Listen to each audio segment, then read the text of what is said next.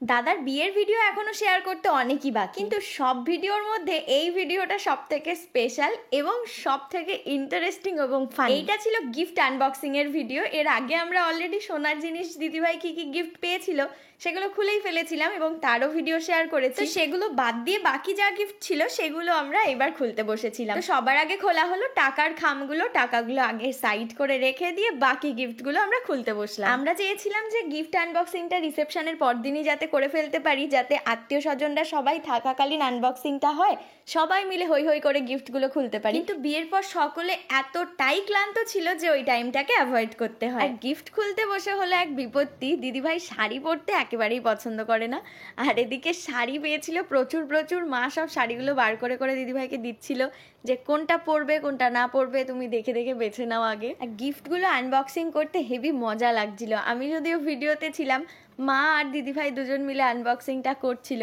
আর এদিকে আমার বরমশাই, উনিও আবার বসে গেছিলেন একটুখানি। এই একটা সুন্দর সুন্দর দুটো সেট পেয়েছিল, আর ডিজাইনটা সত্যিই খুব সুন্দর ছিল দুটোরই। আর প্রচুর প্রচুর বিছানার চাদর পেয়েছিলাম। বিছানার চাদর এবং শাড়ি, এই দুটো জিনিস আমরা প্রচুর পেয়েছি। কিন্তু বিখ্যাত গিফট যেটা সবাই ট্রোল করতে থাকে, আমি জানি না যদিও কেন ট্রোল করে, কারণ ওই জিনিসগুলোর কিন্তু কম দাম নয়, অনেকটাই দাম।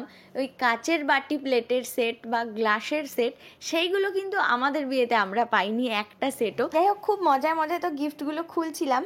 আর গিফট খুলতে খুলতে দিদিভাইকে মা শাড়ি দিয়ে দিয়ে ভরিয়ে দিচ্ছিল যে আজকে এটা পরবে, কালকে ওইটা পরবে, পরশু এটা পরবে। যাই হোক, এই মজায় মজায় গিফট খুলতে খুলতে হঠাৎ করে হাতে বাঁধলো এই গিফটটা। এইটা দেখে তো আমরা সবাই অবাক। এরকম চুমকি চুমকি শাড়ি বহু দিন পর দেখলাম, যদিও এগুলোর ট্রেন্ড ছিল অনেক দিন আগে, এগুলোর ট্রেন্ড এখন একেবারেই উঠে গেছে।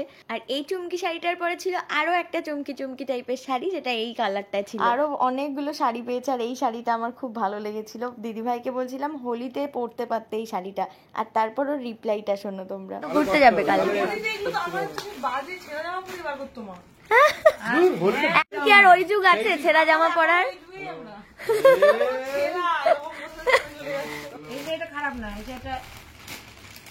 এটা তোমার বয়সী। যাই হোক, মানে কাজে তো লাগবে, আমার বয়সে না, আমিই পরবো। কি না, কেউ পরবে না, তুমি নিলাম। তিনটাই ভালো লাগে, বড় সুন্দর লাগে। হ্যাঁ, এটা মা পড়তে পারবে। এইটাই মন, তুমি যদি পরো মন থেকে, ওটা ভালো লাগে। তুমি এটা কোথায় রাখলে? এ কোথায় রাখলে? এই হাতের মধ্যে। আচ্ছা, হ্যাঁ, এটা ভালো সুন্দর।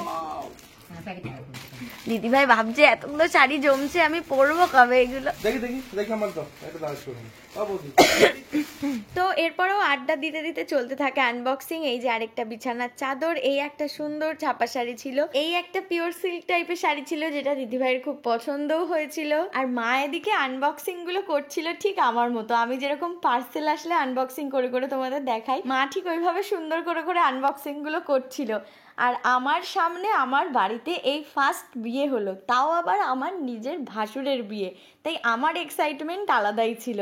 গিফট খুলতে আমার যেন ভীষণ মজা লাগছিল। আর বিয়েটা শেষ হয়ে যাওয়ার পরে যেন এইসব জিনিসগুলোকে খুবই মিস করছি। আর এটা একই শাড়ি, হলুদ লাল। ঠিক আছে, রেখে দাও। এই শাড়ি ভালো পরবে, ও যেগুলো পরবে দাদা না বাবা। হলুদ লাল, এটা নীল লাল। শাড়ি হয়তো পরা দিতে হয়েছে, এটা পরা দে যা। আমি একটু প্রশংসা করছি, ওরকম করে কেন সবাই? চাদর আমার খাটের, তোমার খাটের চাদর, যখন যা ইচ্ছা খেতে পারে। ভালো, চাদরটাও সুন্দর। এটা তো সেম একটা বালিশের কভার দাদার আছে, সেম এইটার এই প্রিন্টের বালিশ। একটা দিয়ে দিয়েছিল তোকে হোলিতে চাদর, একদম মেরে ফাটিয়ে দেবো। হ্যাঁ ভালো, এটা শাড়ি, এটা খুব দারুণ, আমার পছন্দ। ও পরে বেশ সুন্দর, মানে কোন ঝামেলা। বেনারসি আল হাবিবি কাতান, বৌদিকে আজকে পরাবে এই শাড়িটা। আল হাবিবি কাতান, আমি জানি এটা, এটা না বেনারসি আল হাবিবি কাতান।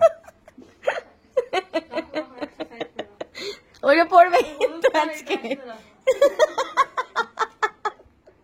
তো এইরকম ভাবে মজা করতে করতে বাড়ির সবাই মিলে আমরা বসে বসে সব গিফট আনবক্সিং গুলো করে ফেললাম। আর কিছু কিছু গিফট আগেও খোলা হয়ে গেছিল, যেগুলো ভিডিওতে দেখানো হয়নি। আর কিছু গিফট এখনো অবধি তোলা রয়েছে, এখনো অবধি আনবক্সিং হয়নি।